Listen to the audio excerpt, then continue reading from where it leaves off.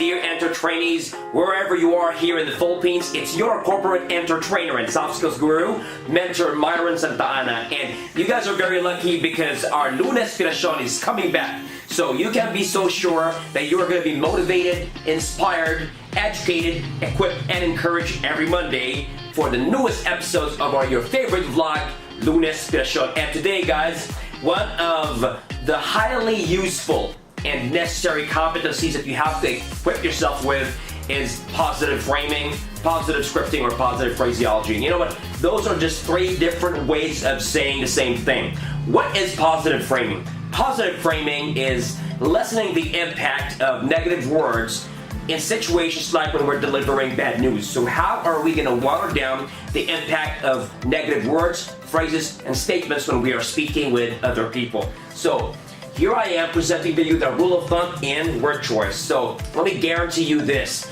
that if you would use any of these templates whenever you respond to other people, even if what you're going to tell them seems to be negative, then nobody's going to be insulted when you put yourself in other people's shoes. Okay? So are you ready? Here we go. The rule of thumb in word choice. Number one tip that I'm going to share with you is focus on what can be done and not on what cannot be done. This is very useful, especially when you are coaching people or providing them constructive feedback, especially when there are shortcomings that they have to work on. If you want me to give an example, let's have this one. Take a look at this.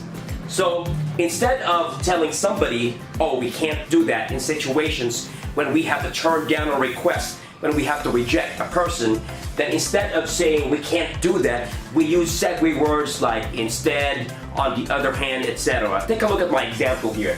So instead of, oh, we can't do that, what we can say instead, all right, is we may not be able to do that right now, but what we can just do instead is, see? So the effect here is you are turning down a request, but you are not making the other person feel so much bad, all right? The second way of positive framing, the second rule of thumb in word choice is what we call focus on the future and not on the past. This is very useful when we are giving instruction to other people or when we are correcting the wrong that they did in the past. So instead of putting the blame on the other person or seeming to sound like that, we can just focus on the future by correcting what was done in the past and just focusing instead on how it ought to be done properly. Take a look at my example. So instead of saying, ma'am, you didn't get back to me in situations like the other person forgot to say or do something for you, you can just correct that action by being futuristic instead. So take note of the action like this. That's okay, ma'am. But next time, see, you're coaching them about what ought to be done in the future and not reprimanding them negatively. So that's okay, ma'am, but next time, as much as possible, please get back to me or us right away. See, you are able to water down the negative impact, all right? The third template or rule of thumb in positive scripting is focus on the right and not on the wrong. So this is also very useful when you are coaching people on what seems to be negative things that they are doing. Let's take a look at the example. So instead of saying, oh, not that way, not like that, or that's wrong, instead of you rubbing in what was done wrong, you can just focus on how right it should be done. Take a look at the example.